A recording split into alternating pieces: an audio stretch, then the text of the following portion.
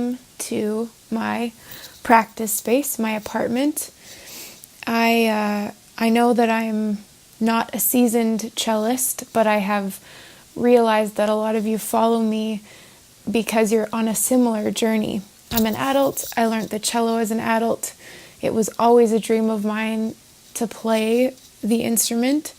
I'm learning that it feels like most of the planet likes the cello, and I am just going to talk to you about a few things today that might be helpful if you're starting out.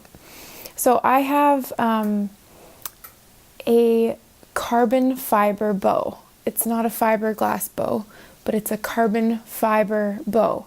And I think a lot of people don't like this type of bow because many bows are made out of wood. So a lot of people prefer that kind of bow, but I have really enjoyed this bow. I've been playing on it for 2 years, and it's really sturdy. It's really durable. So this carbon fiber bow has been really good to me. I made a video of how I clean my bow, because I think for a time I was using way too much rosin, which is the stuff that you put on the hair, and I probably need to clean it again. You might see some residue on there. But basically, what I wanted to tell you was how to hold the bow. Now, there's probably more ways to do this than what I'm going to show you, but I actually learned 2 different ways to do it. My first teacher told me to take on the cello, this would be finger 2, and put it on the middle piece here. And then the rest of the fingers could kind of fall on the frog. So that's how I learned. And your thumb, she said you're supposed to have a really round thumb back here. But I don't hold the cello or the bow like this anymore. And I've been scared to even attempt to hold it like this. It's not very sturdy anymore because I've kind of gotten that way out of my hand. So that way, basically, you just start by putting finger 2 on this middle part. And forgive me, I have no idea what that's called right now. But the way I've been holding the bow, which I believe is a more modern way now, is I take finger 3 and I put it on that part.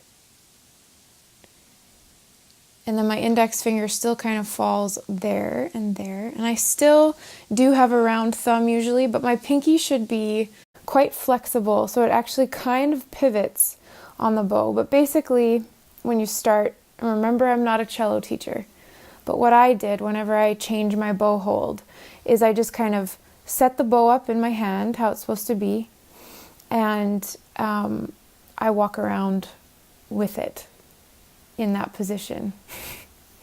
I remember when I started, I went for walks with my bow, like down the road, and it probably looked hilarious, but it really helped me. So that's the best I can help you with to start out today. And then the next thing I want to talk about is how to hold the cello, which I also have learned 2 different ways to do that. And that's partly because I have had a few different teachers.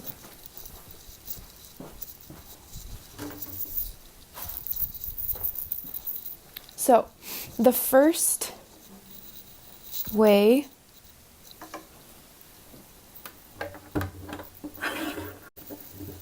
you do this, I might have to move back, is the points of the cello right here go in between your knees. And it should be slanted a little bit, but you should be able to move behind it because your legs are really supporting the cello. This was the first way I learned.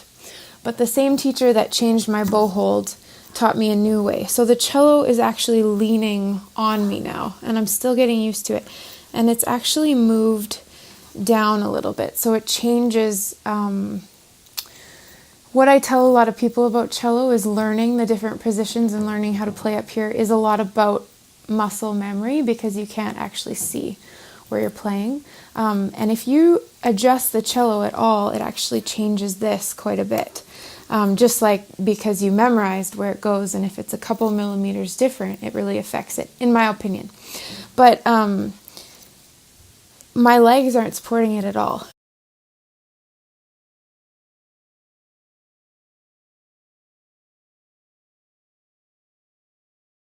it's kind of leaning on my body, and the end pin is really what's supporting it. But I like both this way of holding and holding the bow, because there's actually a lot more. I broke a hair. 2 hairs? How did I do that? But I really like, there's just like a lot more flexibility with both. I seem to have a lot more, I'm still working on it, but I have a lot more, flexibility in my hand. And also I could sort of move the cello. There are some teachers that talk about like moving the cello as you play to kind of favor whatever string you're playing. But I haven't done that yet. But this leg is like right behind the cello, and this leg is further up.